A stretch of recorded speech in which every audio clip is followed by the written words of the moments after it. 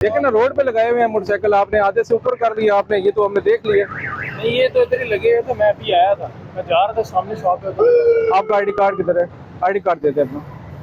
नहीं सामने लगा है ऐसे। आईडी कार्ड दे देना, जस्ट आईडी कार्ड दे दें आप।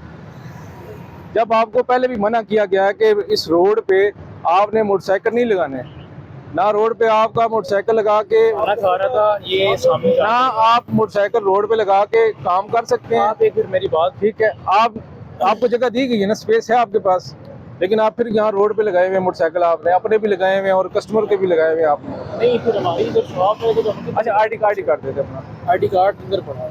ले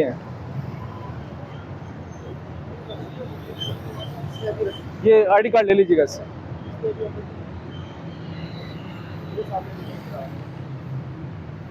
अस्सलाम वालेकुम। ओनर कौन है?